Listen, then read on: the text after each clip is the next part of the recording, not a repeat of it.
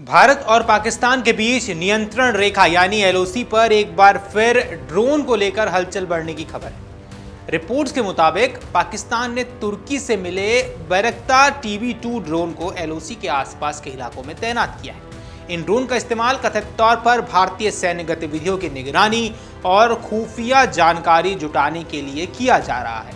इस घटनाक्रम के बाद भारतीय सुरक्षा एजेंसियों और सेना एलओसी के आसपास हवाई गतिविधियों पर नजर बनाए हुए हैं। अब बैरक्तार TB2 कोई सामान्य निगरानी ड्रोन नहीं है। ये एक मीडियम ऑल्टीट्यूड लॉन्ग एंड्योरेंस यानी MALE श्रेणी का मानव रहित लड़ाकू विमान है जो लंबे समय तक हवा में रहकर निगरानी करने के साथ साथ जरूरत पड़ने पर हथियारों का इस्तेमाल भी कर सकता है। पिछले कुछ वर्षों में इस ड्रोन ने अलग अलग युद्ध क्षेत्रों में अपनी क्षमता साबित की है। इसी वजह से पाकिस्तान द्वारा इस प्लेटफॉर्म के इस्तेमाल की खबर को भारत की सुरक्षा व्यवस्था के लिहाज से महत्वपूर्ण माना जा रहा है। अब सवाल उठता है, आखिर एलओसी पर चिंता क्यों बढ़ गई है? क्योंकि एलओसी दुनिया की सबसे संवेदनशील सैन्य सीमाओं में से एक है। जम्मू कश्मीर में भारत और पाकिस्तान की सेनाएं आमने सामने तैनात है और यहाँ दोनों तरफ की गतिविधियों पर लगातार नजर रखी जाती है। ऐसे में अगर कोई लंबी दूरी तक उड़ान भरने वाला और कई घंटों तक हवा में रहने में सक्षम ड्रोन सीमा के करीब सक्रिय होता है तो उसका इस्तेमाल केवल सामान्य निगरानी तक सीमित नहीं माना जाएगा। अब रिपोर्ट्स में दावा है कि पाकिस्तान ने बैरक्तार TB2 को एलओसी के कुछ संवेदनशील इलाकों के आसपास सक्रिय किया है। इन ड्रोन्स के जरिए भारतीय सैन्य ठिकानों, सैनिकों की आवाजाही और अग्रिम इलाकों में होने वाली गतिविधियों की जानकारी जुटाने की कोशिश की जा सकती है। हालांकि अभी तक रिपोर्ट्स में ड्रोन की सटीक संख्या, तैनाती की सटीक जगह और उनके वास्तविक मिशन के बारे में आधिकारिक तौर पर कोई भी विस्तृत जानकारी सामने नहीं आई है। इसलिए इस घटनाक्रम को फिलहाल रिपोर्टेड सैन्य गतिविधि के तौर पर ही देखा जाना चाहिए। आइए अब आपको बताते हैं ये बैरक्तार TB2 क्या चीज है। अब बैरक्तार TB2 तुर्की की रक्षा कंपनी बेकर द्वारा विकसित किया गया एक मानव रहित लड़ाकू विमान है। इसे मुख्य रूप से निगरानी, खुफिया जानकारी जुटाने और सटीक हमलों के लिए डिजाइन किया गया है। TB2 की खासियत इसका लंबा एंड्योरेंस है, यानी ये काफी समय तक हवा में रह सकता है और जमीन पर मौजूद ऑपरेटरों को लगातार निगरानी संबंधी जानकारी भेज सकता है और यही क्षमता इसे सीमावर्ती इलाकों में खासतौर पर उपयोगी भी बनाती है। अब ड्रोन की लोकप्रियता उस समय तेजी से बढ़ी जब अलग अलग संघर्षों में इसके इस्तेमाल ने सैन्य विशेषज्ञों का ध्यान अपनी ओर खींचा। नागोर्नो काराबाख संघर्ष से लेकर यूक्रेन युद्ध तक TB2 का नाम चर्चा में। हालांकि किसी भी युद्ध में ड्रोन की वास्तविक प्रभावशाली स्थानीय एयर डिफेंस, इलेक्ट्रिक वॉरफेयर और ऑपरेशनल परिस्थितियों पर निर्भर करता है। लेकिन पाकिस्तान के पास पहले से TB2 है और पाकिस्तान और तुर्की के बीच पहले कुछ वर्षों में रक्षा सहयोग भी बढ़े हैं। इसी सहयोग में ड्रोन तकनीक भी शामिल है। पाकिस्तान पहले ही बैरक्तार TB2 को अपने सैन्य ड्रोन नेटवर्क का हिस्सा बना चुका है। अब रक्षा संबंधी उपलब्ध जानकारियों की माने तो पाकिस्तान ने तुर्की के ड्रोन प्लेटफॉर्म्स के अलावा चीन से भी मानव रहित प्रणालियां हासिल की हैं। इसका मतलब है कि पाकिस्तान की ड्रोन क्षमता किसी एक देश या एक प्लेटफॉर्म पर निर्भर नहीं है।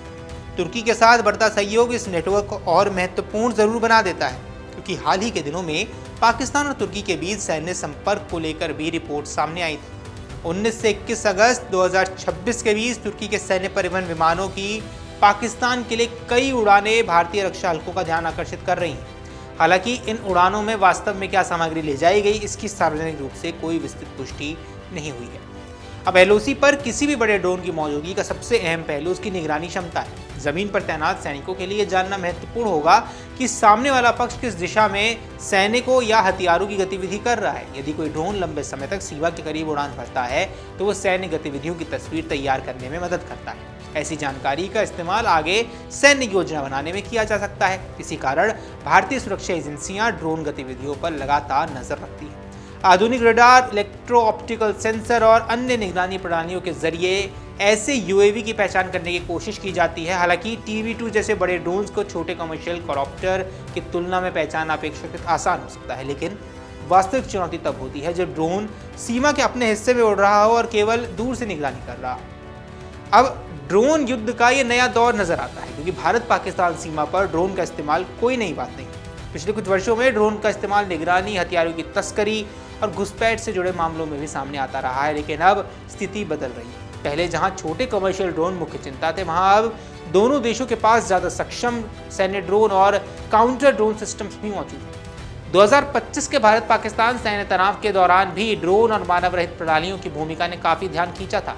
उस घटनाक्रम ने यह दिखाया था कि आधुनिक संघर्ष में ड्रोन केवल सहायक उपकरण नहीं है, बल्कि वे निगरानी, लक्ष्य पहचान और हमलों के लिए महत्वपूर्ण सैन्य साधन बन चुके हैं। विशेषज्ञों की माने तो भारत पाकिस्तान प्रतिद्वंद्विता अब तेजी से अनमैन्ड वॉरफेयर के दौर में प्रवेश कर रही है। पाकिस्तान तुर्की सैन्य रिश्तों पर भी नजर बनी हुई है, क्योंकि बैरक्तार TB2 की LOC के पास कथित तैनाती को सिर्फ भारत पाकिस्तान सीमा के नजरिए से देखना पर्याप्त नहीं है। इसके पीछे पाकिस्तान और तुर्की के बढ़ते रणनीतिक संबंधों को भी समझना जरूरी है। दरअसल तुर्की पिछले कुछ वर्षों में पाकिस्तान के साथ रक्षा सहयोग बढ़ाता रहा है।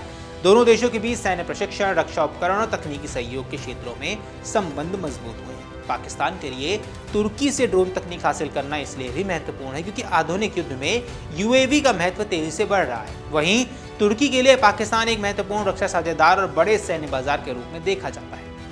अब बैरक्तार TB2 को कई अंतर्राष्ट्रीय रिपोर्ट्स और सोशल मीडिया चर्चाओं में रूस किलर जैसे शब्दों से और नामों से संबोधित किया जाता है। इसका कारण यूक्रेन युद्ध के शुरुआती चरणों में रूसी सैन्य वाहन और अन्य लक्ष्यों के खिलाफ इसके इस्तेमाल से जुड़ी चर्चाएं थी। हालांकि इस तरह के लोकप्रिय नामों को सैन्य क्षमता का आधिकारिक पैमाना नहीं माना जाना चाहिए। किसी भी ड्रोन की प्रभावशालिता इस बात पर निर्भर करती है कि उसके सामने किस तरह की एयर डिफेंस व्यवस्था है, इलेक्ट्रॉनिक जैमिंग कितनी प्रभावी है और मिशन किस प्रकार का है।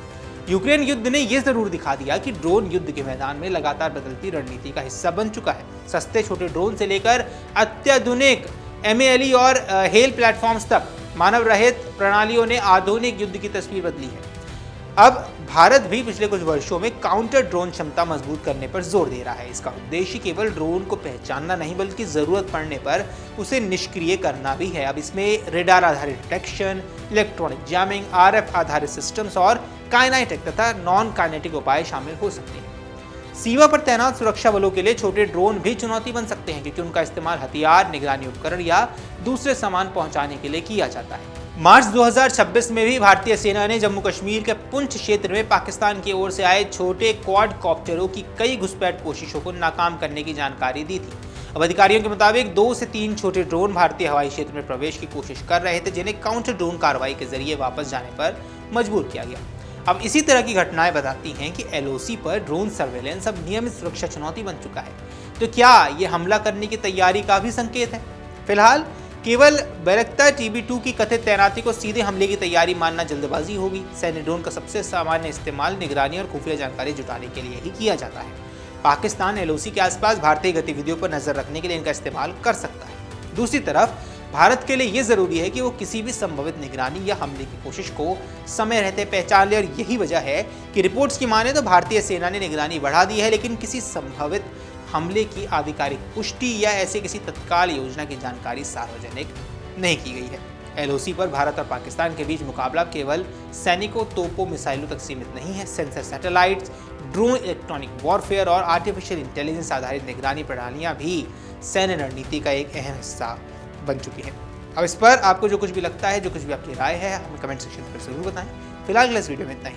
नमस्कार। इसी प्रकार की वीडियोस देखने के लिए हमें सब्सक्राइब करना ना भूलें और एस्ट्रोलॉजी से जुड़ी लेटेस्ट जानकारी के लिए डाउनलोड करें माई ज्योतिष ऐप।